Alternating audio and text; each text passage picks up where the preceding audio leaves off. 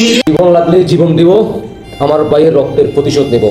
এনসিবির বনাম পাকিস্তানি বংশোদ্ভূত গোপালগঞ্জে যে ইতিমধ্যে আপনারা সবাই অবগত আছেন, বাংলাদেশ সেনাবাহিনী কীভাবে গোপালগঞ্জবাসীকে, সাধারণ জনগণ থেকে শুরু করা নেতাকর্মীদেরকে কীভাবে গুলিবর্ষণ করে ফা দিয়ে তাদেরকে ফিসে ফেলে সে ৭১-এর পাকিস্তানি হানাদার বাহিনীকেও হার মানায়। আজকের বাংলাদেশের সেনাবাহিনীর অবদান ভূমিকা ৫ই আগস্টের পর থেকে আমরা দেখে আসতেছি যে বাংলাদেশ সেনাবাহিনীকে এনসিবি একের পর এক তাদের স্লোগানে সেনাবাহিনীকে সম্মানহানি করা হচ্ছে, সেখানে অন্যদিকে বাংলাদেশ সেনাবাহিনী এনসিবিকে ফটকল দিয়ে যাচ্ছে, তাদের কানে তুলে আনন্দ উল্লাস তাদেরকে সম্মান জানাচ্ছে, সেলুট দিচ্ছে।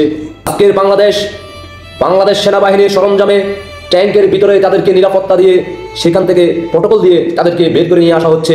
বাংলাদেশ সেনাবাহিনীর পোশাকে যে ছবিগুলো ইতিমধ্যে আপনারা দেখেছেন, বাংলাদেশের সাধারণ জনগণকে কিভাবে গুলি করছে, কিভাবে তাদেরকে পা দিয়ে পিছিয়ে ফেলছে বাংলার জনগণ সেটা দেখছে। শুধুমাত্র সাধারণ জনগণের বিভিন্ন মিডিয়া, সোশ্যাল মিডিয়াতে আপলোড করার ভিডিওর মধ্য দিয়ে বাংলাদেশের মিডিয়াগুলো কোনো ধরনের সেই ধরনের ভিডিও আপলোড করা হয় নাই। আজকে বাংলাদেশ সেনাবাহিনী আমেরিকার ডলারের কাছে বিক্রি হয়ে ৫ই আগস্টের পর থেকে বাংলাদেশের সাধারণ জনগণের কোনো নিরাপত্তা দিতে পারতেছে না, তারা ব্যর্থ। সম্পদ লুটপাট থেকে শুরু করা, নারী দর্শন থেকে শুরু করা, আজকের বাংলাদেশের পরিস্থিতি কতটা ভয়ানক সেটা বাংলার জনগণে দেখতে আছে। অপরদিকে এনসিবি বুক ফুলিয়ে কথা বলে, তারা গোপালগঞ্জকে দেখে নেবে, তারা আওয়ামী লীগকে দেখে নেবে, তারা ছাত্রলীগকে দেখে নেবে, অথচ তারা নিজেরাই সেনাবাহিনীর প্রটোকলে তারা প্রত্যেকটা প্রোগ্রাম তারা সফল করে। যদি তোমাদের বুকে সাহস থাকে ৭১-এর শক্তির সাথে মোকাবেলা করতে, যদি তোমাদের বুকে সাহস থাকে মুক্তিযোদ্ধার শরীরদের সাথে মোকাবেলা করতে, বাংলাদেশ সেনাবাহিনী ছেড়ে তোমরা রাজপথে নেমে আসো, ডিক্লেয়ার দাও।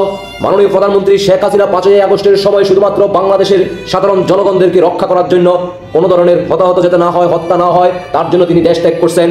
আমরা ৫ই আগস্টের পর থেকে আজকের দিন পর্যন্ত প্রায় ৫০,০০০ প্লাস মানুষ বাংলার মাটি থেকে বিদায় নিছে। আমরা আর হারাইতে চাই না। আমরা এবার যুদ্ধের ঘোষণা দিয়ে যুদ্ধ করে, লড়াই করে, সংগ্রাম করে এই বাংলার মাটিকে মুক্ত করব। যদি সামনে সেনাবাহিনী এসেও দাঁড়ায়, সেটাকে প্রতিরোধ করে কীভাবে আন্দোলন সংগ্রাম করে আমরা বিজয়ে ছিনিয়ে আনতে পারবো, সেটা জয় বাংলার সৈনিকেরা, ৭১-এর সৈনিকেরা, মুক্তিযোদ্ধার সৈনিকেরা যারা বাংলাদেশের ভূখণ্ডকে ভালোবাসে তারা ভালো করে জানে। আমরা সেটা দেখিয়ে দিব সময়ের মতো। দুঃখের বিষয় হলো সত্য, আজকের বাংলাদেশ সেনাবাহিনী যেখানে বহির্বিশ্বের শক্তির কাছে বিক্রি হয়ে গেছে, বাংলাদেশের সাধারণ জনগণের জীবনের কোনো মূল্য তাদের চোখে পানি আসে না। আজকের বাংলাদেশ মিডিয়াগুলো চুপ হয়ে আছে। আজকের বাংলাদেশের সাধারণ জনগণের উপরে যেভাবে নিপীড়ন চালাচ্ছে, তারা গুলিবর্ষণ করতেছে সরাসরি সেনাবাহিনীর দ্বারা। আজকে যদি সেই বাংলাদেশ সেনাবাহিনী ৫ই আগস্টের দিন, আজকে বাংলাদেশ ৫৪ বছর স্বাধীনতা হওয়ার পর বাংলাদেশে ২৫ সালে দেখা গেছে পাকিস্তানি হানাদার বাহিনী কিভাবে ৭১-এর সেই সময়ের স্মৃতিগুলো আবারও স্মরণ করে দিয়েছে বাংলাদেশের জনগণের বুকে। আজকে আমরা লজ্জিত বাংলাদেশ সেনাবাহিনীকে নিয়ে। আজকে আমরা বাংলাদেশ সেনাবাহিনীকে কাপুরুষ হিসেবে চিহ্নিত করতে পারছি। আমরা মনে করি বাংলাদেশ সেনাবাহিনী এখন আর বাংলাদেশ সেনাবাহিনী হিসেবে তাদের সম্মান রক্ষা করতে পারবে না, তাদেরকে আর সম্মান দেওয়া হবে না। যদি তারা বাংলাদেশের ভূখণ্ডকে বিন্দু পরিমাণ ভালোবেসে থাকতো, তাহলে আজকের গোপালগঞ্জের এই পরিস্থিতি তারা এই ভূমিকা পালন করতো না। যেখানে সাধারণ জনগণকে প্রটোকল দিতে তারা ব্যর্থ, যেখানে মুক্তিযোদ্ধাদেরকে সম্মান দিতে তারা ব্যর্থ, বাংলাদেশের প্রধান শিক্ষকদেরকে সম্মান দিতে তারা ব্যর্থ, যেখানে বাংলাদেশের শিল্প কারখানাগুলোকে তারা রক্ষা করতে ব্যর্থ, সেখানে আজকে এনসিবি গুটি কয়েকজন মাত্র তাদেরকে সম্মান আর তাদেরকে সেভ করতে, প্রটোকল দিতে তারা সবসময় মরিয়া হয়ে থাকে, শুধুমাত্র কিছু ডলারের জন্য, তাদের পরিবারকে স্বাবলম্বী করার জন্য। বাংলাদেশ সেনাবাহিনী বলে গেছে, মাননীয় প্রধানমন্ত্রী শেখ হাসিনা ক্ষমতা আসার পরবর্তীতে বাংলাদেশ সেনাবাহিনী নয়, বাংলাদেশের প্রত্যেকটা সেক্টর কিভাবে তাদেরকে বেতন ২ গুণ ৩ গুণ বৃদ্ধি করে তাদের পরিবারকে স্বাবলম্বী করার জন্য তাদেরকে সেই ধরনের সুযোগ সুবিধা, সকল ধরনের সুযোগ দেওয়া হয়েছে। তারপরেও আজকের বাংলাদেশের প্রত্যেকটা প্রশাসন আজকে তারা বেইমানির খাতায় নাম লেখানো হয়েছে।